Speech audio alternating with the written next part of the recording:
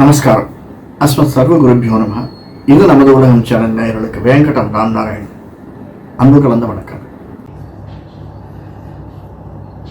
மாற்றத்தையே எண்ணிக்கொண்டிருக்கும் மகர ராசி அன்பர்களே, நமக்கு ஏற்படக்கூடிய மாற்றம் நிச்சயமாக நல்லதாக நடக்கும் என்று எதிர்பார்த்து காத்திருக்கும் மகர ராசி அன்பர்களே, எதிர்வரக்கூடிய ஆவணி மாதம் நமக்கு எப்படி இருக்கும்? விஸ்வாச வருஷம் ஆவணி மாதம் 17/8/2025 கிருத்திகை நட்சத்திரத்தில் சூரிய தசையில் பிறக்கக்கூடிய ஆவணி மாதம் பலன் பார்க்கறதுக்கு முன்னாடி கிரக பொசிஷன்ஸ் பார்த்துக்கலாம். 2 அதாவது கும்பத்தில் ராகு, மகரத்தில் சனி, ரிஷபத்தில் சந்திரன், மிதுனத்தில் சுக்கிரன், குரு, கடகத்தில் புதன், சிம்மத்தில் சூரியன், கேது, கன்னியில் செவ்வாய் இருந்து நம்ம வழிநடத்துகிறார்கள். ரொம்ப அற்புதமான மாதம் சார் இது. ஏன்னா சூரியன் தன்னுடைய சொந்த வீட்டில் இருக்கார், புதன் சந்திரனுடைய வீட்டில் இருக்கார்.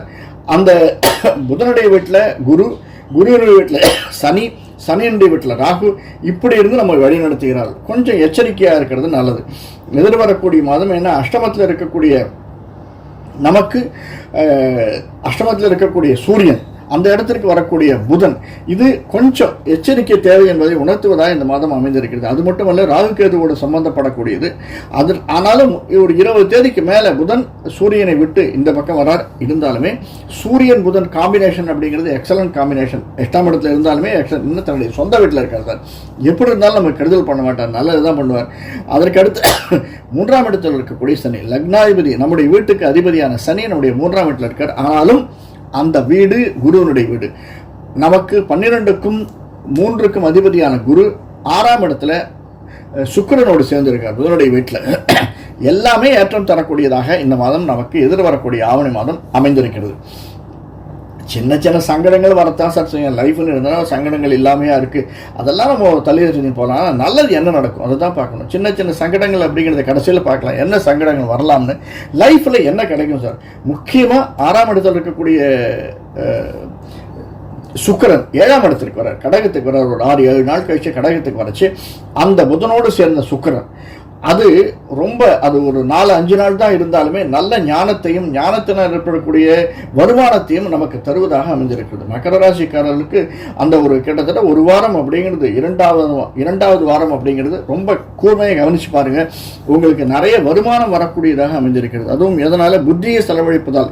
இன்னைக்குன்னு மட்டும் இல்லை, நீங்க புத்தியை முன்னாடி செலவழிச்சிருந்தீங்களாலும் அதனால் வரக்கூடிய வருமானம் நமக்கு நிறைய இருக்குது.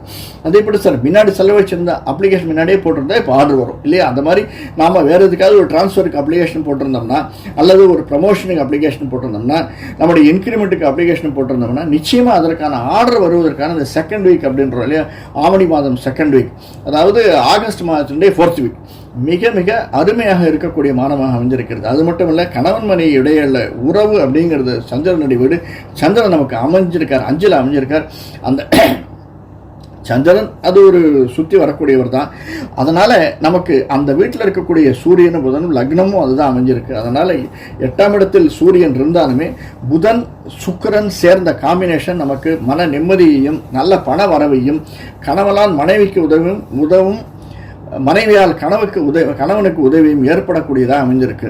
அப்படின்னா கணவனுக்கு ஏதாவது ஒரு போனஸ் வந்தது அப்படின்னா 2 பேரும் சேர்ந்து செலவழிச்சு ஒரு வெளிநாடு போகிறது, வெளியூர் போகிறது அப்படிங்கிறது, ஒரு டூரிஸ்ட் வேறு இடத்துக்கு போய் பார்த்துட்டு வருது அப்படிங்கிறது இருக்கும்.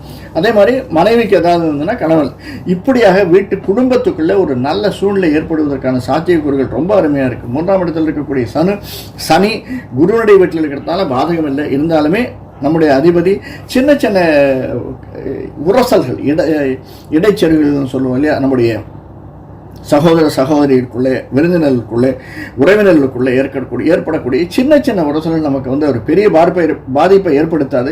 இருந்தாலுமே ஒரு ஈகோ பிரச்சனையை கொடுக்கக்கூடியதாக அமைஞ்சிருக்கும். அதை மட்டும் பார்த்துங்க. ரொம்ப அருமையான மாதம் எடுத்துட்டு வரக்கூடிய மாதம். நம்முடைய எதையாக இருந்தாலும் சிந்தித்து செயல்படுங்க. அவசரப்பட்டு வாக்கை விட வேண்டாம். ரொம்ப நிதானித்து வாக்கி விடுவது என்பது ரொம்ப நல்லது. சின்னத்திரை பெரிய திரையில் இருப்பவர்களுக்கு 7ஆம் இடத்தில் சுக்கிரன் நம்முடைய வீட்டை பார்க்கறதுனால நல்ல ஒரு வாய்ப்பாக இது அமைந்திருக்கிறது. ஆவணி மாதம் நிச்சயமாக முதல் ஒரு 6-7 நாள் கழிச்சு அடுத்து வரக்கூடிய 20 நாள் அப்படிங்கிறது கிட்டத்தட்ட நமக்கு செப்டம்பர் மாதம் முழுவதுமே நல்லதாக, நம்ம நினைச்சதை விட அதிகமாக எங்கே போய் ஒரு ஆப்பர்ச்சுனிட்டி தேடினாலும் அது நமக்கு கிளிக் ஆகிற மாதிரி, ஒரு டைரக்டர்கிட்டையோ ஒரு இசையமைப்பாளர்கிட்டையோ எங்கேயோ போய் நம்ம கேட்கக்கூடிய ஒரு ரெக்வஸ்ட் நமக்கு பணத்தை அள்ளி கொடுக்கக்கூடியதாக இந்த மாதம் அமைந்திருக்கிறது. அது மட்டுமல்ல, குருவனுடைய 5ஆம் பார்வையை நம்முடைய துலாத்தை பார்க்குறார் குரு. 10ஆம் வீட்டை பார்க்குறார். அதனால் நமக்கு நிச்சயமாக இந்த பணப்பழக்கம் அப்படிங்கிறது ரொம்ப அருமையாக இருக்குது. நம்முடைய 12ஆம் வீட்டை சனி பார்க்கறதுனால சின்ன சின்ன செலவினங்கள், அதே வீட்டை குருவையும் பார்க்குறார். அதனால் சின்ன சின்ன செலவினங்கள் இருக்கும். அதுவும் செவ்வாய் 4ஆம் பார்வையாகும் அந்த தனுடைய நம்முடைய 12ஆம் வீட்டை பார்க்கறதுனால சின்ன உடல் உபாதைகள் வருவதற்கு சாத்தியக்கூறுகள் இருக்குது.